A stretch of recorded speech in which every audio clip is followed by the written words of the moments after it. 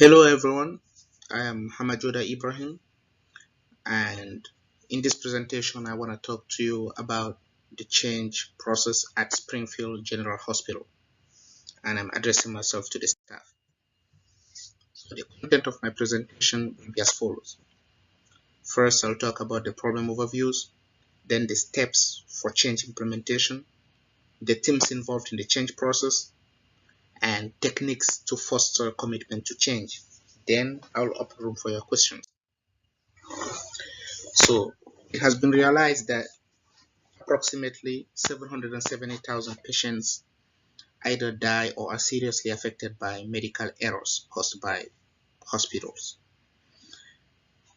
and the number keeps on increasing. These errors come in many forms.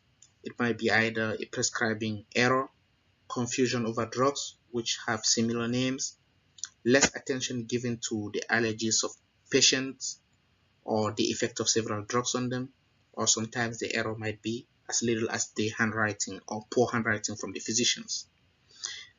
Not only do these errors affect the health of the patients, but they also cost a lot of money, which have been approximated to hundreds of billions of dollars every year. So this shows the gravity of the situation, and that is why at Springfield Hospital there is a need for change. The steps for the change implementation will be as follows. First, there is a need to understand how grievous a medical mistake can be, or how grievous a mistake can be on a patient's life. Then all the members involved in the change process will be trained so that they can be able to carry on the new challenges and tasks that will be issued to them.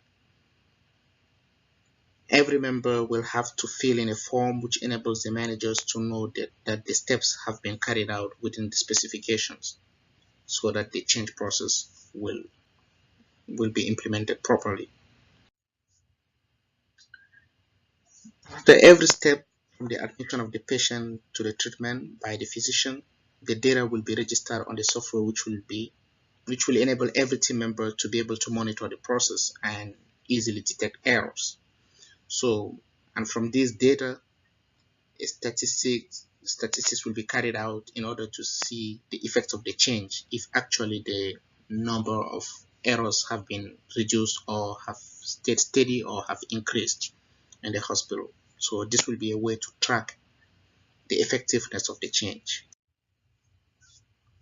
So the teams involved in the change process will be each and every individual who actually interact with the patient from the time he's admitted to the hospital.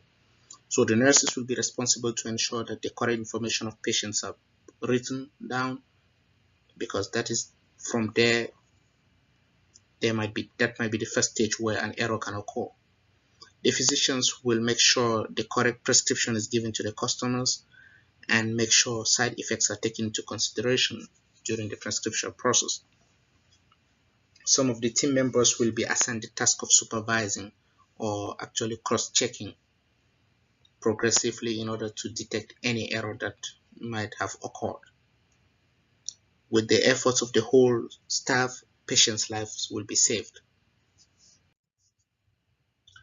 So the different techniques to the zeal or the commitment in the employees for the change are as follows.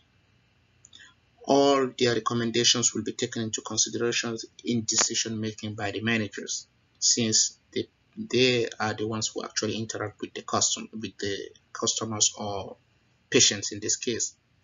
All the members will be given a bonus when statistics show that there was a lower medical error rate. So after or periodically, the statistics will be carried out to show if actually the amount of errors have reduced or not. In case when they reduce, customers will or employees will benefit from bonuses, which will increase their commitment to work harder.